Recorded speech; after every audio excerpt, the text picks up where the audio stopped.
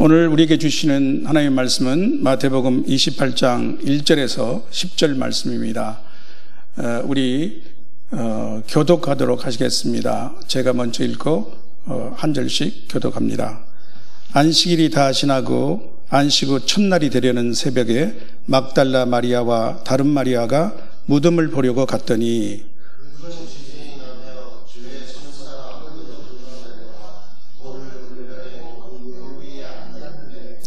그 형상이 번개 같고 그 옷은 눈같이 희건을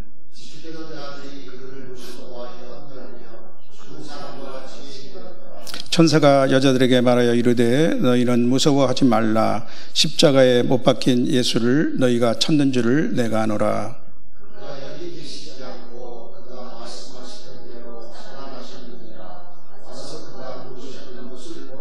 또 빨리 가서 그의 제자들에게 이르되 그가 죽은 자 가운데서 살아나셨고 너희보다 먼저 갈릴리로 가시나니 거기서 너희가 배우리라 하라.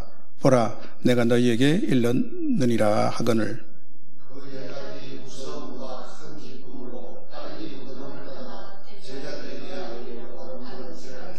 예수께서 그들을 만나 이르시되 평안하냐 하시거늘 여자들이 나아가 그 발을 붙잡고 경배하니 이에 예수께서 이르시되 무서워하지 말라. 가서 내 형제들에게 갈릴리로 가라 하라. 거기서 나를 보니라 하시니라.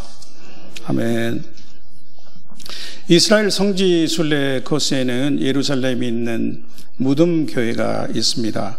전통적으로 십자가에 못 박혀 죽으시고 예수님이 장사되었다가 부활하신 장소로 알려져 있습니다. 수많은 순례객들이 경건한 마음으로 그것을 방문합니다. 어느 날 한 여행객이 그 무덤을 살펴보다가 진지한 자세로 가이드에게 이렇게 물었습니다. 그런데 여기는 왜 비어 있나요? 예수님의 유해는 어디에 있죠? 가이드는 잠시 미소를 지으며 이렇게 대답했다고 합니다. 그게 우리가 여기에 온 이유입니다. 예수님의 무덤은 비어 있습니다. 그분은 살아나셨습니다. 이 짧은 대답 속에 우리가 믿는 복음의 핵심이 담겨져 있습니다. 이 사실 하나가 지난 2000년간 많은 사람들의 삶을 바꿔놓았습니다. 오늘 제가 전할 말씀의 제목은 빈 무덤의 메시지입니다. 빈 무덤의 메시지. 성도 여러분, 여러분은 부활절이 어떻게 정해지는지 들어보셨습니까? 교회는 초대교회 때부터 부활절을 경축해 왔습니다. 그러다 AD 325년에 개최된 니케아 공의회에서 부활절 날짜를 정하는 방식을 공식적으로 확정했습니다. 그것은 춘분 이후 첫 보름이 지난 다음 첫 일요일입니다. 금년은 여러분 잘 아시는 대로 지난 주일 4월 20일이었습니다. 이렇게 정한 이유는 예수님의 십자가 죽음이 유대인의 유월절과 연관되기 때문입니다. 세상에 죄를 지고 가는 하나님의 어린 양으로 오신 예수님께서는 이 유월절의 최후의 만찬을 제자들과 가지셨습니다. 그리고 앞으로 자신의 죽음을 성찬식을 통해서 거행해야 할 것을 명하셨습니다. 예수님은 그 다음 날, 즉 금요일에 십자가 처형을 받으셨고 서둘러 장사되셨습니다. 바로 그 다음 날이 안식일이었기 때문입니다.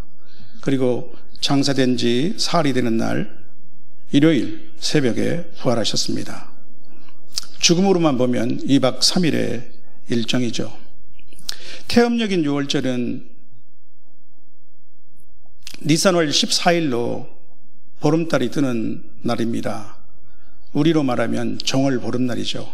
따라서 니케아 공의회 결정은 유대 태음력을 태양력에 맞추고 그 날짜를 주일로 정해서 아주 합리적인 절충안인 셈이죠. 유럽에서는 이 부활절을 많이 기다립니다. 부활절 전후로 3일 정도 연휴가 있고 이 즈음에 2주 정도의 봄방학을 하게 되기 때문에 어린이나 아이나 굉장히 많이 기다리고 또 가족 여행을 계획하는 기간이기도 합니다. 그런데 이날이 예수님의 부활을 기념하는 날이라는 것을 아는 사람은 생각보다 많지 않습니다. 그 이유는 이날의 명칭에도 있는 것 같습니다. 부활절을 영어로는 어원에 몇 가지 이설이 있는 이스터 선데이라고 하지 않습니까? 브로큰에서는 빠크라고 하는데 이것은 넘어가다 건너가다라는 그 패스오버와 연관되는 히브리어 페사흐를 음역한 라틴어에서 유래한 것입니다. 출애굽 12장에서는 이 사건이 기록되어 있죠. 애굽의 모든 사람이나 짐승의 초태생을 죽이는 10번째 재앙에서 하나님은 양의 피를 문설주에 바르는 집은 넘어가겠다고 약속하셨습니다. 양의 피는 예수 그리스도의 보혈을 상징하는 것이죠. 그리고 앞으로 이스라엘 자손은 이 날을 유월절 축제일로 지킬 것을 명하셨습니다. 유월절 휴가와 방학은 손꼽아 기다리는데 정작 그 뜻을 모르는 많은 사람들, 오늘날 유럽의 신앙 수준입니다. 제가 포르투갈에 근무했을 때 리스본 국립미술관을 외교단과 함께 방문한 적이 있었습니다. 일정 중에는 유럽 나라 대사들과 부인들이 많았습니다. 한 그림에 사람들이 호기심을 표시했습니다. 한 여성과 어린아이가 나오는 그림인데 그 제목은 광야에 있는 하갈이었습니다. 그들 중 몇 사람이 서로 이 여인이 누구지 하고 물어보는 것 같았습니다. 저도 처음에는 바로 인식을 못했습니다. 하갈을 불어나 포로 읽으면 아가르입니다. 영어로 썼으면 좀 나았겠죠? 영어는 H-A-G-A-R 이렇게 썼을 테니까 물론 그들은 헤이갈 이렇게 읽을 겁니다. 하갈이 아니고. 하갈하고 깨닫게 된 후 제가 하갈에 대해서 알려줬습니다. 내친 김에 하갈과 사라와의 갈등 그리고 이삭과 이스마엘 후예에 대해서도 얘기를 해주었습니다. 그들은 어떻게 한국인인 당신이 성경을 그렇게 잘하냐고 의아하심과 함께 감탄을 표시했습니다. 그 어느 나라 국경일 리셉션에 갔더니 이 사건에 대해서 소식을 들은 어떤 대사가 제게 와서 아주 저를 성경학자로 죽여 세우는 것 같았습니다. 박사 되기 참 쉽죠. 성도 여러분, 이제 본문의 말씀을 살펴보겠습니다. 예수님의 부활 사건에 대해서는 네 복음서가 다 기록하고 있습니다. 1절에 보면 안식 후 첫날 이른 새벽에 예수님의 무덤을 보러 간 2명의 여자가 있었습니다. 막달라 마리아와 다른 마리아로 나옵니다. 마가복음에는 살로메가 추가되어 있습니다.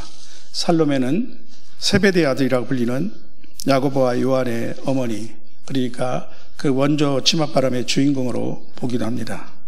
이들은 예수님의 십자가 처형 전면을 멀리서 지켜본 갈릴리에서부터 온 예수님을 따라온 많은 여자들 가운데 있었습니다. 그런데 마태복음에서 두 마리아만 기록한 것은 앞장 27절, 61절에 기록하도 관계가 있는 것 같습니다. 이 두 여인은 아리마대 요셉이 예수님을 바위 속 무덤에 안치한 후 큰 돌을 굴려서 그 무덤을 막고 떠난 후에도 떠나는 것을 따라와서 지켜보았습니다. 그리고 그들은 그 후에도 한참 동안 그곳에서 무덤을 지켜보며 앉아 있었습니다. 그만큼 예수님을 사랑하는 사람들이겠죠.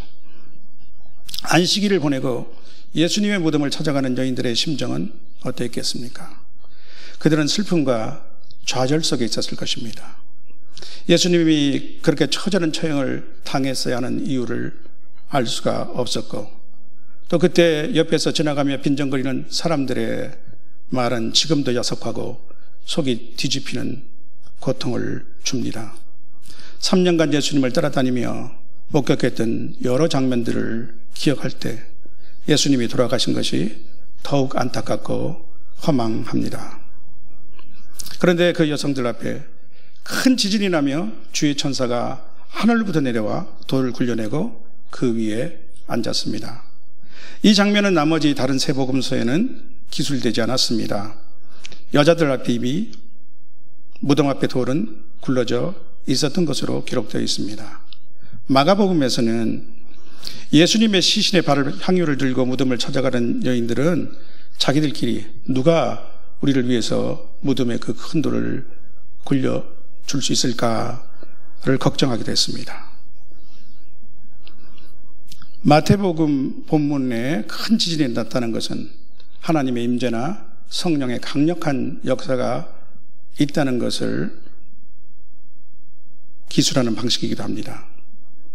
무덤을 지키던 자는 천사를 보고 무서워하며 떨며 죽은 사람같이 되었습니다.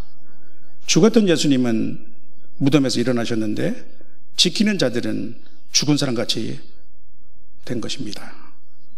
아무튼 무덤을 막고 있던 돌은 굴려져 있습니다. 그것은 열린 무덤입니다. 열린 무덤은 더 이상 무덤이 아니죠. 그곳에 더 이상 예수님의 시신은 없습니다. 예수님은 그가 말씀하신 대로 살아나셨습니다. 열린 무덤은 부활입니다. 놀란 여인들에게 그 천사가 이렇게 말했습니다. 5절에서 6절의 말씀을 보면요, 너희는 무서워하지 말라. 십자가에 못 박히신 예수를 너희가 찾는 줄을 내가 아노라. 그가 여기 계시지 않고 그가 말씀하신 대로 살아나셨느니라. 와서 그가 누웠던 것을 보라. 이제 열린 믿음이 오늘 우리에게 주시는 메시지는 무엇입니까? 저는 네 가지로 말씀드리고 싶습니다.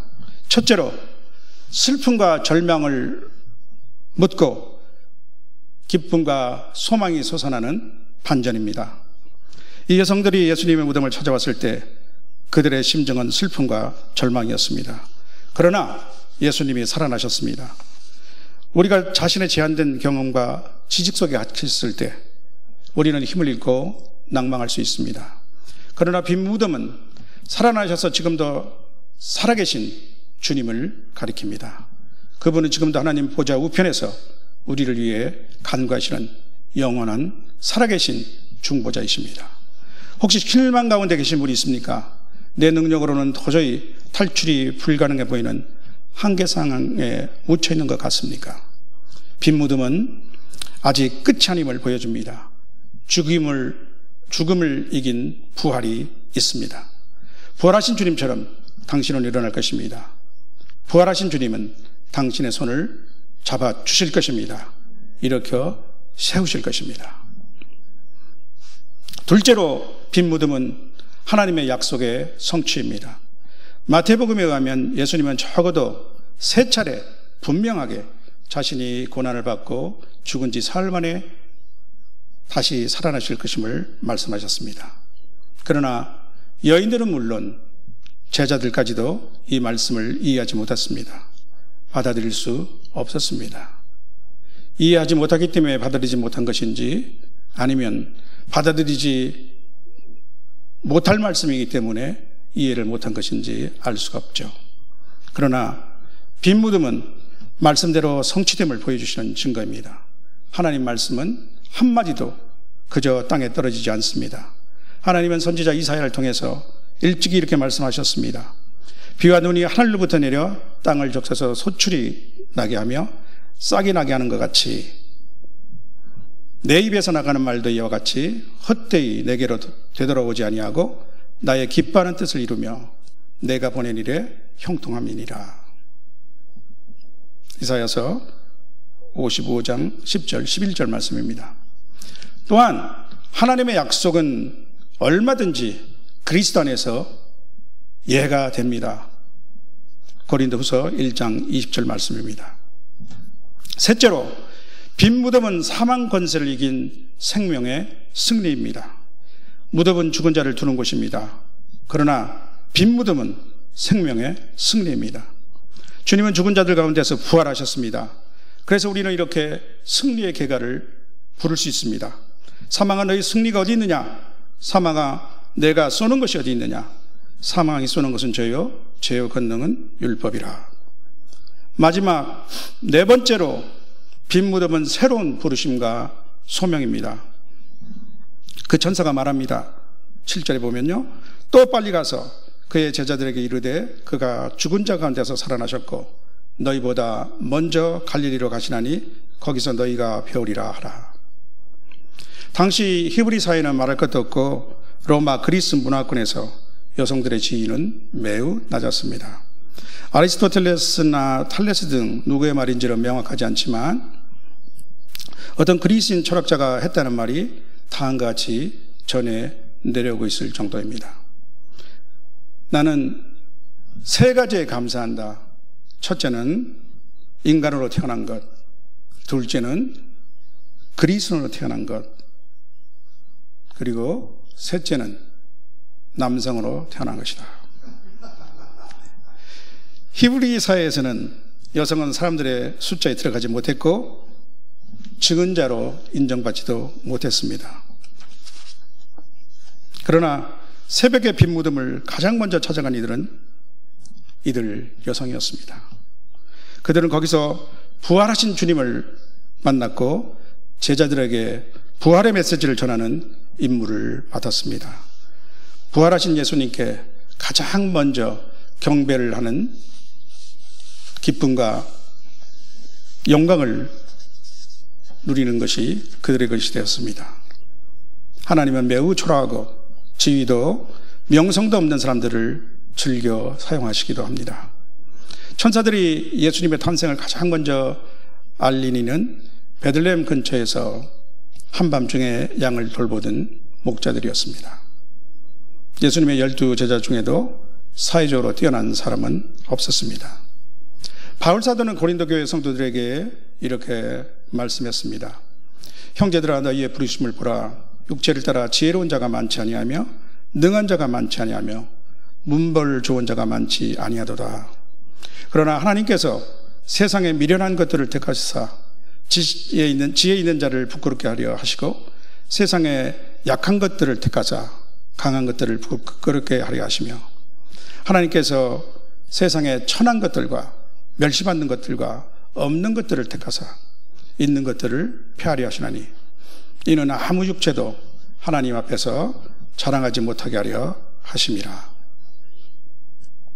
이 말씀이 수긍이 되십니까? 그러면 아멘하고 간사합시십시오. 혹시라도 나는 그렇게 천하거나 학벌이 없는 자도 아니고 아주 없는 자도 아니고 아직은 건강하고 약하지 않는데 라고 생각하시는 분이 계십니까? 하나님 앞에서 자신의 육체를 자랑하시겠습니까? 성도 여러분, 우리는 빈 무덤의 메시지로 4가지를 살펴보았습니다. 첫째로 슬픔과 절망을 묻는 기쁨과 소망의 반전입니다. 둘째로 하나님의 약속의 성취입니다. 셋째로 사망 권세를 이기신 생명의 승리입니다. 마지막 4번째로 새로운 부르심과 소명입니다. 사랑하는 성도 여러분, 이 시대를 사는 우리에게 예수님의 부활에 대한 매우 중요한 사명이 있습니다. 그것은 부활의 진정성을 확고하게 지키고 전달하는 것입니다. 예수 그리스도의 부활은 십자가 죽음과 함께 복음의 2가지 핵심 요소입니다. 부활이 없었다면 십자가 죽음의 효력도 없어질 것입니다. 예수님이 죽음에서 살아나지 않으시다면 죄와 죽음의 권세가 깨트려졌다는 증거가 없어집니다. 예수 그리스도의 십자가 죽음과 부활은 불가분의 관계입니다. 예수님은 십자가 순환을 말씀하셨을 때 사흘 만에 부활하실 것을 함께 확언하셨습니다.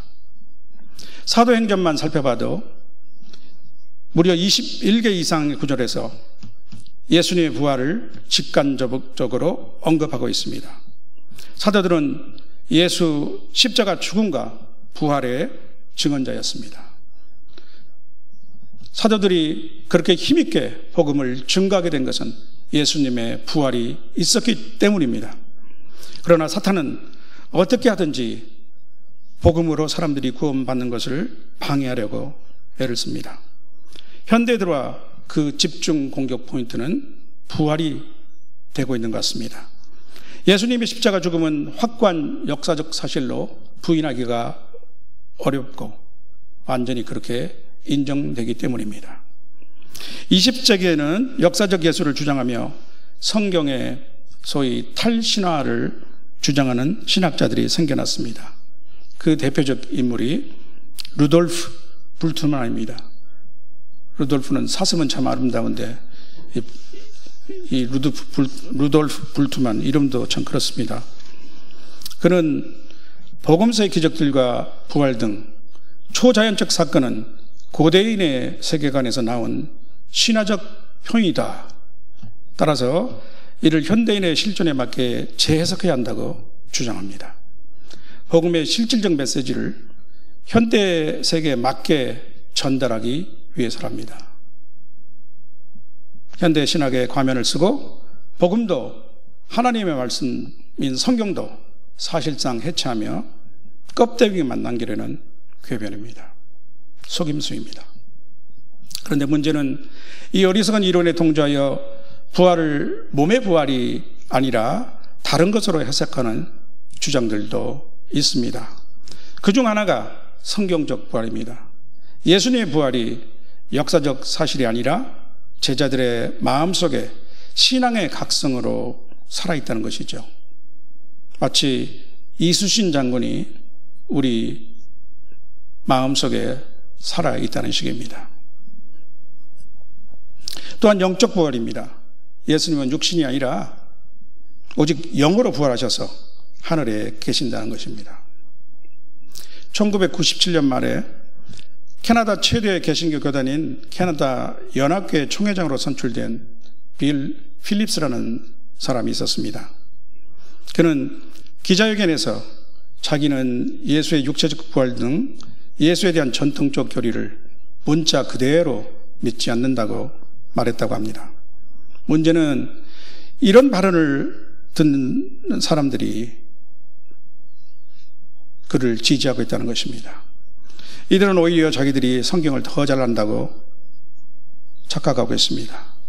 그리고 자기를 그리스도인으로 간주하고 있습니다. 그러나 성경을 살아계신 하나님의 말씀으로 불변의 진리로 믿지 않는다면 이들은 아직 구원받지 못한 사람들입니다. 진리를 알지 못하는 사람들입니다. 그들 안에는 성령도 계시지 않고 예수 생명이 없는 사람들입니다. 예수님의 부활은 몸의 부활입니다. 부활하신 예수님은 제자들에게 이렇게 말씀하셨습니다. 누가복음에 보면요, 24장 39절인데 내 손과 발을 보고 나인 줄 알라. 나를 만져보라. 영은 살과 뼈가 없으되 너희 보는 바와 같이 나는 있느니라. 그리고 다시 갈릴리 해변에서 그 새벽에 예수님은 제자들과 함께 친히 떡과 생선을 드셨습니다. 바울 사도는 예수님이 성경대로 사흘 만에 다시 살아나서 제자들에게 보이시고 그 후에 500여 형제들에게 일시에 보이셨는데 그 중에 대다수는 지금까지 살아있다라고 간증했습니다. 예수님의 부활이 없었다면 예수님은 부활의 첫 열매가 아니시며 장차 우리의 낮은 몸을 자기 영광의 몸의 형체와 같이 변하게 하시려는 우리의 믿음도 근거가 없어지는 것입니다. 바울 사도는 이렇게 단언합니다. 그리스도께서 다시 살아나는 일이 없으면 너희의 믿음도 헛되고 너희가 여전히 죄 가운데 있을 것이요 만일 그리스도 안에서 우리가 바라는 것이 다만 이 세상의 삶뿐이면 모든 사람 가운데 우리가 가장 불쌍한 자인이라. 성경은 이렇게 선언합니다. 예수는 우리가 범죄한 것 때문에 내줌이 되고 또한 우리를 의롭다 하시기 위하여 살아나셨느니라. 로마서 4장 25절 말씀입니다. 이것이 복음의 핵심입니다. 우리가 생명을 다하는 날까지 확신 있게 전해야 할 열린 무덤의 메시지입니다. 끝으로 고린도 교회에 대한 바울 사도의 다음과 같은 권면의 말씀이 오늘 우리에게 성령의 음성으로 들려지기를 주님 이름으로 축원합니다. 그러므로 내 사랑하는 형제들아, 견실하며 흔들리지 말고 항상 주의 일에 더욱 힘쓰는 자들이 되라. 이는 너희 수고가 주 안에서 헛되지 않은 줄 알미니라. 아멘.